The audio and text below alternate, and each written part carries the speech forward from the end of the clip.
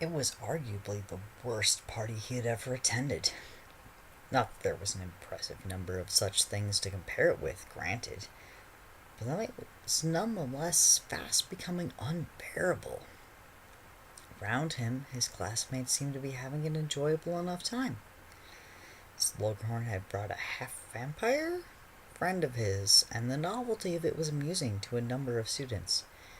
Even without such an odd guest, Harry supposed that the general atmosphere, the holidays, the liberally spiked punch, all contributed to an evening well spent.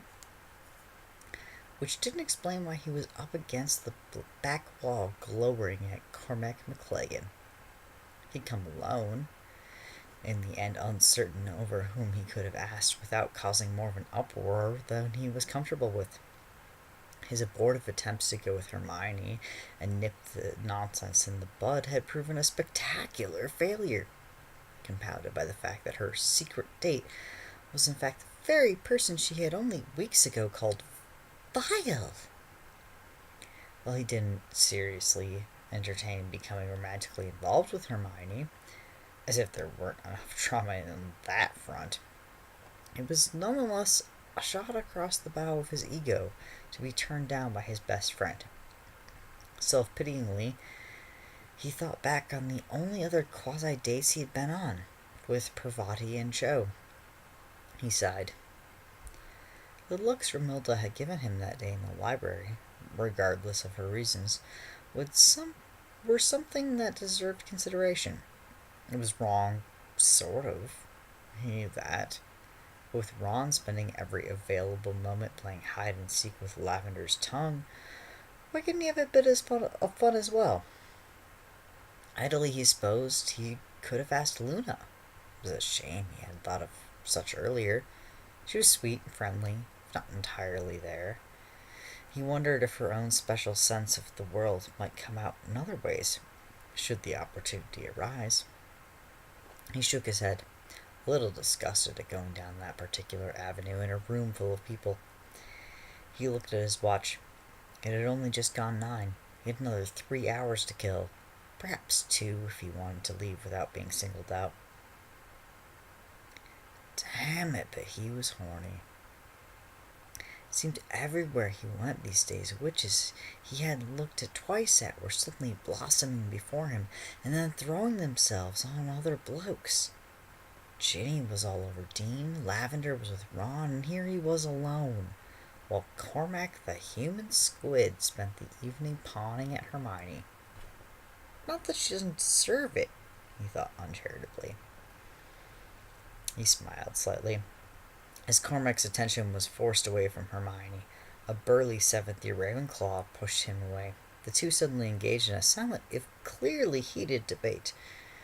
Hermione, he was pleased to note, looked incredibly relieved, immediately distancing herself from Cormac and his stooge. His schadenfreude was short-lived, however, as she caught sight of him. As she approached, she hissed, "Come here!" dragging him behind the billowing drapes that Slughorn had imported specifically for the occasion. "So how's Cormac McLagan?" Harry asked, trying to clamp down on the happy spitefulness in his tone. Fortunately, Hermione didn't seem to notice, as she was fiddling with her dress, rearranging it back into its pre-Cormac position. "He's wretched," she groaned. "He's like an octopus everywhere at once. I don't know why I ever thought this would be a good idea," she finished despairingly. Harry nodded. He could have told her it was a train wreck in the making, but she seemed to have forgotten that there in the end. Still, he supposed, he ought to try and help out. She was his best friend, after all. "Would you like me to... hors d'oeuvres?" Neville Longbottom's head materialized from between the curtains, holding a silver platter of round meatballs that seemed to be wriggling. What is that?" Hermione asked, her expression comically disgusted and yet fascinated, with an almost academic interest in the mystery cuisine. "Dragon tartar," Neville replied with a straight face. At Harry and Hermione's equal look of disgust, he shuddered slightly, pulling a face as well. "I don't blame you. They give you horribly bad breath," he responded, earning him new looks of incredulity from the pair, as if that were the main issue at hand. As Neville turned to leave, Hermione called out, "On second thought." She grabbed the entire platter, grimacing as she grabbed a pair of the wriggling meatballs and shoved them into her mouth. "Maybe this will keep Cormac away." She grumbled around the food before turning a pale green. "It's disgusting." For the second time in as many minutes, Harry felt no need to clarify. He already suspected as much, and Hermione's revelations were neither particularly enlightening nor revolutionary. He's coming." She shoved the entire platter into his hands, and before Harry could ask, Hermione had disappeared once more. He turned back to Neville. Neville was gone. In his stead was Cormac McLaggen himself. "Hello, Harry," Cormac said, patting him on the back and giving him a winning smile. "Fancy seeing you here." "Aye," Harry replied, deadpan. Cormac took no notice. "Haven't seen Hermione, have you? Seems to have disappeared on me, the cheeky minx." Harry shrugged, clamping down the urge to say something unpleasant. "I think maybe she went to get a breath of fresh air," he finished quickly, looking for a polite way to escape on his own. "Well, that's what she calls it, eh? Likes the thrill of the chase, that one. Good girl, Image. Bet she shags like a dragon," chuckled, giving Harry a forceful jab in the ribs. "Just between you and me, what's she like in the sheets? Worth trying to have a go? It's just that Stimson's been giving me looks all night, and I don't want to waste my time if it's not really worth it," he finished with a shit-eating grin. Harry flushed, outraged. "Hermione's not like that," he hissed, furious at McLaggen's brashness and insinuations. "And what do you think I'm going to do? Help you?" Embarrassed, Harry trailed off, though the meaning wasn't lost. "Get out of here," he finished in a low grumble. I didn't mean it like that," Cormac responded, arms raised in a show of surrender. "I just figured she was available.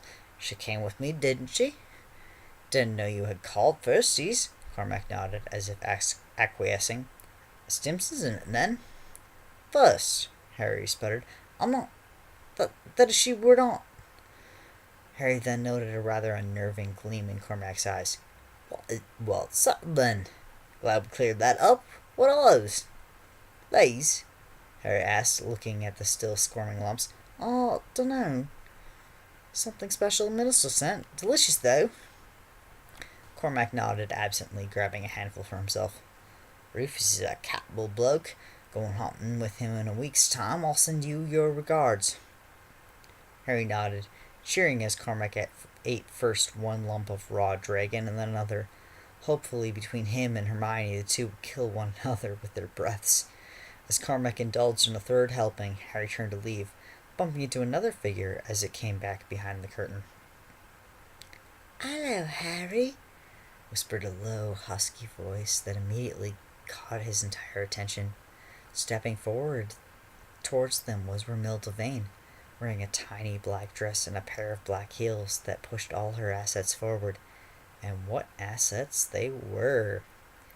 She smiled, holding out a flute of bubbling amber liquid. "Merry Christmas." "Oh, to you too, Romilda. Merry Christmas." Harry winced at the hash he made of it. Not for the first time he regretted that their first meeting had been so divisive, with her casual degrading of his friends. He knew, as Hermione, hypocrite, had pointed out, that she was only interested in him for being the boy who lived. But being completely honest with himself, he wasn't sure his interest in her branched out to such depths as basic conversation. "I hope you're having a good night," he said, and Harry snapped back to the conversation, keeping his eyes on her own. "Professor Slughorn mentioned that there's going to be a dancing soon. I wanted to let you know so you wouldn't miss it." Harry's insides turned cold. His one and only experience at the Yule Ball had not made for happy memories, and this was unlikely to be any better. "Thanks, I'll keep that in mind," he replied, stone-faced, deciding inside that it was clearly time to leave. Romilda pouted before she gave him a final wave and said goodbye. He didn't miss how she flounced when she turned around, or the sway of her hips as she slunk back around the curtain. Dude, tell me you're hitting that. As if it could not get any worse, McLagan had witnessed the entire thing. No. Are you kidding me? You're Harry fucking Potter. A girl like that threw herself at me. She could polish my wand any time she liked. Polish your... Thanks, Cormac. I better go. And you're probably better go find Hermione. She's probably getting lonely. Cormac didn't want to let up. Seriously, what's wrong with you, man? She comes in here looking for you, all but begging to see your Sphinx. You sent her away like a broken broomstick. I'd stick my bludger so far up her quaffle she'd be out for weeks, and Harry fucking Potter just sends her away. You must be getting more tail than you know what to do with. If a girl like that's not even worth your time. Harry turned a brilliant crimson. You shivelless motherfucker, Cormac gasped, appalled. Merlin, Harry, are you blind? Ticks like that. I bet she's a screamer, too, he whispered conspiratorially. A regular banshee between the sheets. Cormac continued blithely on, apparently forgetting Harry was even there.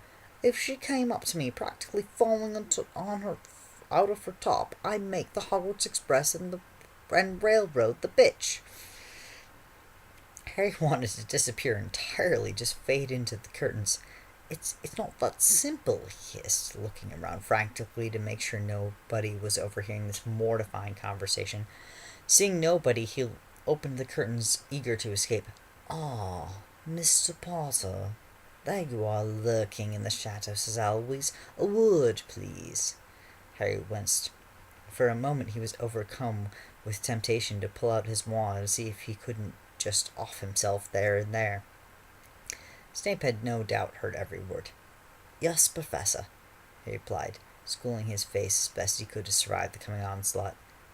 The headmaster will not be seeing you over the break. He has had to travel. Harry blinked as Snape began to turn away. That was it? Why? To where?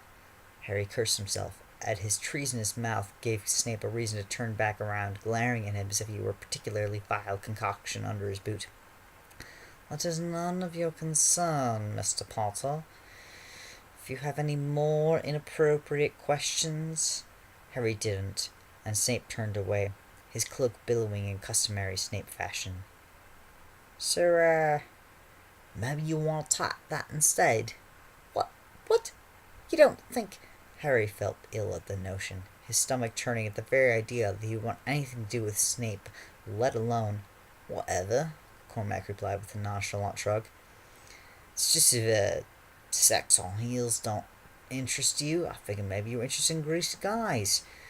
He patted Harry on the back. To each his own, and all the more fun for me, I say. I do not want to do anything with Snape, Harry hissed, fighting down the urge to vomit.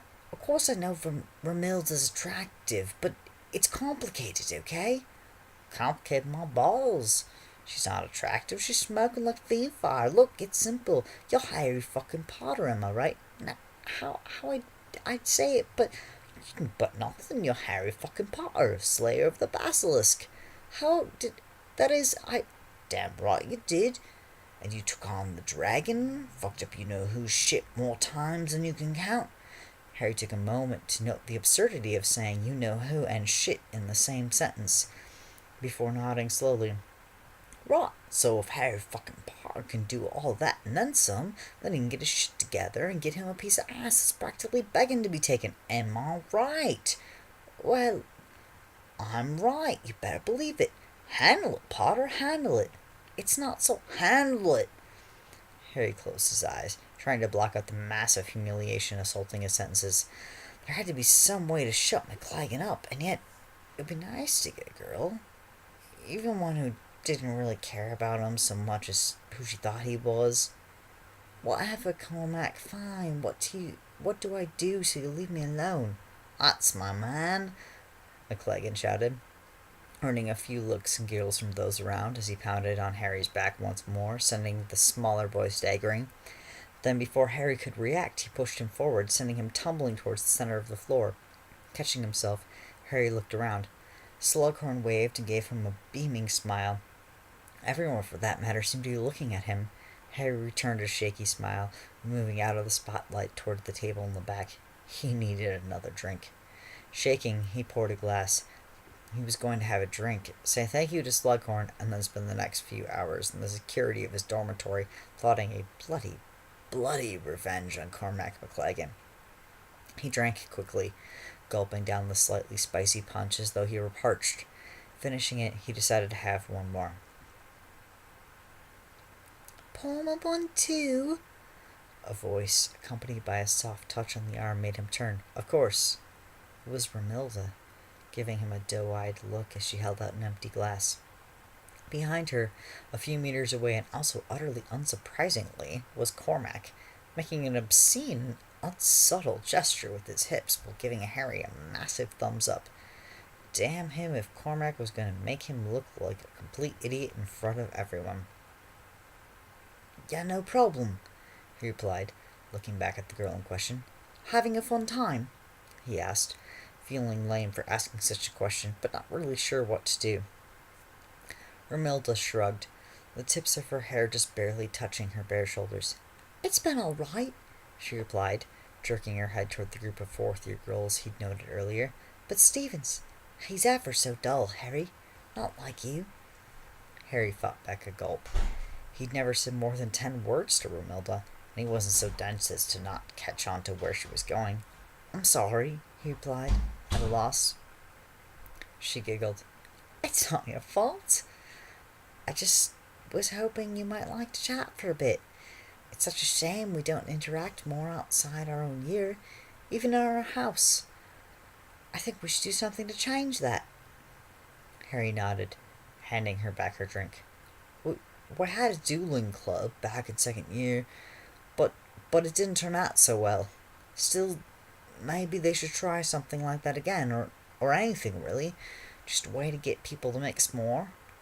As it is, you get caught up with your classes. Romilda beamed at him, as if he had just extolled the next great fount of wisdom. That's a wonderful idea. You should ask Professor Slughorn about it. He's always telling our class how wonderful you are. A protege, he calls you. Oh, Harry fought down a blush. Well, I've been giving it a bit more attention this year, he finished proudly. This isn't so hard. He really thinks you're amazing. And I've seen you in the common room working away. Not that you don't do anything but work, she amended. But with Quidditch and all, I consider trying out for the team, but I'm afraid I've never really had the opportunity to play much before. Ah, that doesn't matter at all, Harry replied cheerily, fully enjoying the swing of the conversation.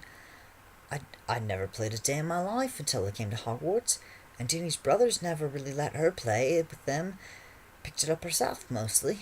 If you're good with a broomstick, come out next year and give it a go. I could help a bit if you like. Thank you, Harry, she said, smiling at him. I'll take you up on that sometime. Then suddenly she frowned. It's really noisy in here, don't you think? I'd really like to talk to you some more about brooms. Harry paused. The conversation now was clearly not really a conversation, and while years of Quidditch had given him a tough skin to the various jokes and innuendos revolving around riding the broomstick, Romilda's tone left very little up to the imagination. Never mind Fred and George's perverse glee in telling Ron, and Harry by proxy, just how embarrassing one's first time could be. Not for us, Fred had clarified, with exaggerated indignation, but for lesser wizards. He'd made a show of leering at Ron. The Patronum occurs before you expect to, if you catch my drift. George simply snickered the entire time. He might very well have backed off and saved himself any more potentially mortifying experiences for one evening until he once more caught the look from McLagan, a look that was neither haughty, humorous, nor mocking. Cormac was looking at him with something that looked suspiciously like pride. Sure, Romilda. That would be great. Who knows? Maybe nothing would happen. Maybe she really did just want to talk, and it would just end up a nice evening. Not all of him seemed to be pulling in that direction. Wonderful, she squealed, grabbing his hands and leading him out of the party. Focus caught between Romilda and whatever was to come. Hermione's apocalyptic glare went completely unnoticed. I hope you don't mind, but I thought we might go to the room of requirement. I'd like to see it, she said, biting her lower lip as she looked up at him, eyes wide. You know about that? Harry asked, taken aback slightly. She laughed softly. Everyone knows about it now, after how heroic you were last year. So can you show me? Harry grinned, feeling absurdly proud once more. Yeah, I can show you. It's really neat. She bounced, giving him a very tight hug in the process. A short while later, they arrived at the portrait of Barnabas the Barmy. Harry explained on the way how the room worked. Well, when they arrived, Romilda asked if she could make the room a surprise, she called it. With no objection, Harry agreed. Together they stepped into the room of Romilda's design.